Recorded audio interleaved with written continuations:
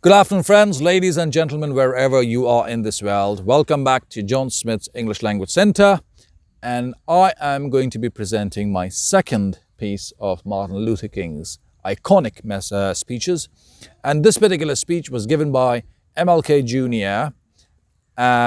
In Oslo on accepting the Nobel Prize. It was on the 10th of December, 1964. 10th of December, 1964.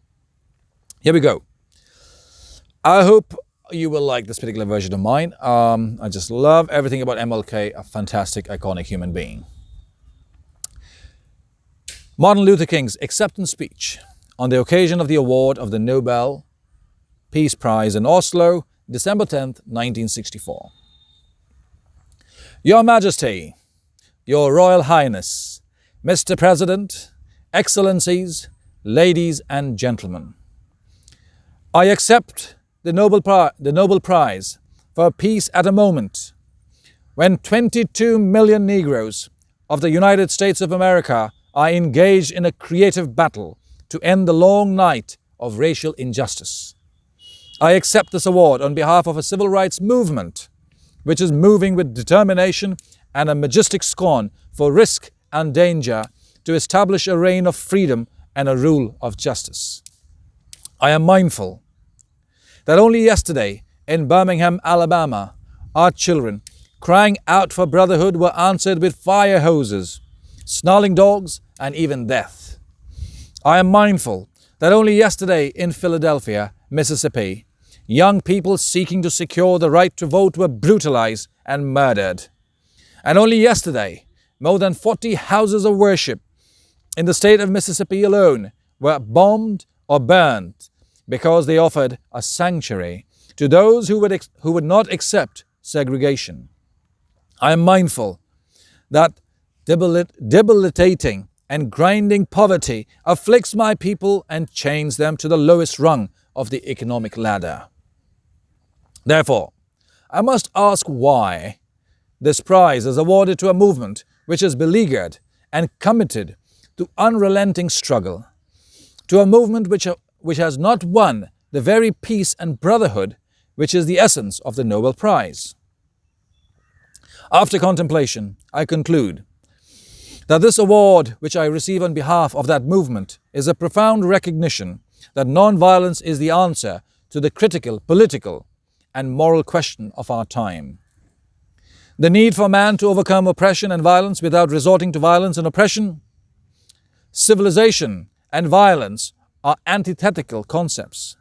Negroes of the United States, following the people of India, have demonstrated that nonviolence is not sterile passivity, but a powerful moral force which makes for social transformation.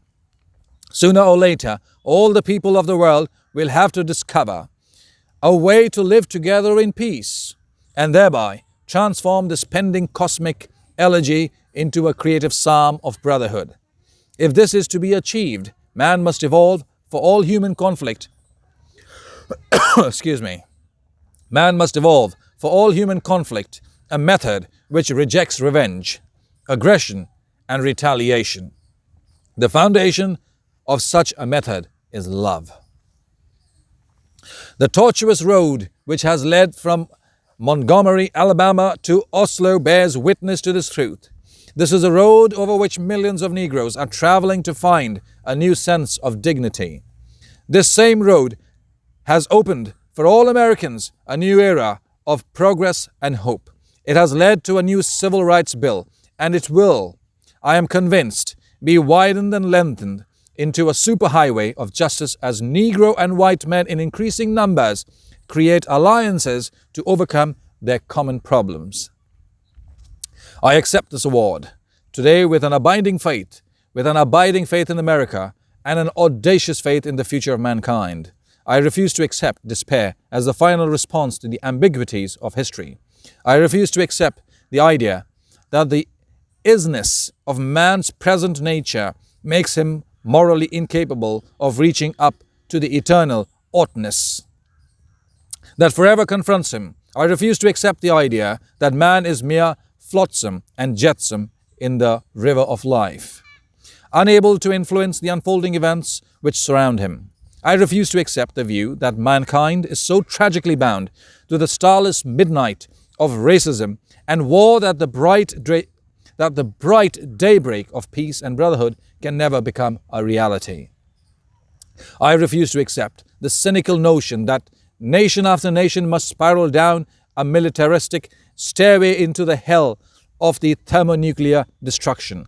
I believe that unarmed truth and unconditional love will have the final word in reality. This is why right temporarily defeated is stronger than evil triumphant.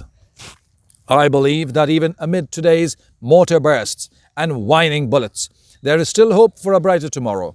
I believe that wounded justice, lying prostrate on the blood-flowing streets of our nations, can be lifted from this dust of shame to reign supreme among the children of men.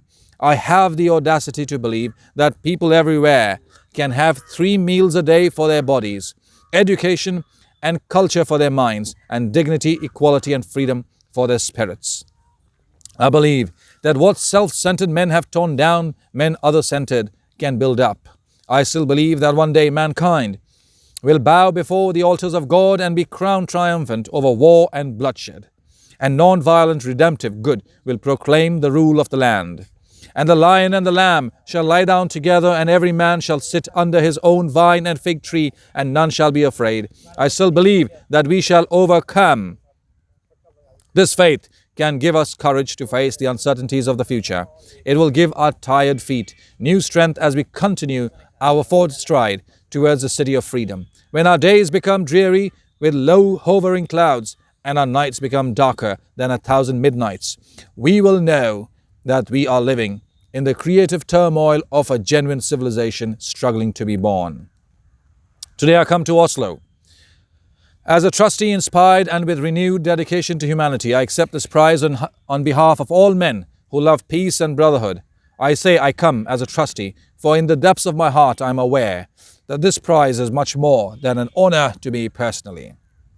Every time I take a flight, I am always mindful of the many people who make a successful journey possible. Excuse me. The known pilots and the unknown ground crew. So, you honor the dedicated pilots of our struggle who have sat at the controls as the freedom movement soared into orbit. You honor once again Chief Lutuli of South Africa, whose struggles with and for his people are still met with the most brutal expression of man's inhumanity to man. You honor the ground crew without whose labor and sacrifices the jet flights to freedom could never have left the earth. Most of these people will never make the headline, and their names will not appear in Who's Who. Yet, when years have rolled past, and when the blazing light of truth is focused on this marvelous age in which we live, men and women will know, and children will be taught, that we have a finer land, a better people, a more noble civilization, because these humble children of God were willing to suffer for righteousness' sake. I think Alfred Nobel would know what I mean when I say that I accept this award in the spirit of a curator of some precious heirloom, which he holds in trust for its true owners. All those to whom beauty is truth and truth beauty, and in whose eyes the beauty of genuine brotherhood and peace is more precious than diamonds or silver or gold. Wow, that was exhausting. But thank you very much, ladies and gentlemen, for staying with me right till the end of this particular video. Love you all. Thank you so much. God bless you. And do not forget to share, subscribe, and like, and pass it on to everybody, friends, family, and foes. Let the foes also be educated that love conquers everything. All right. If you'd like to know a little more about me in detail, well, the details are in the description below. You can get in touch with me over a phone call, Skype, WhatsApp, email, or just give me a buzz, and I'd love to reach out to you. But till then, you have a wonderful day, and God bless you.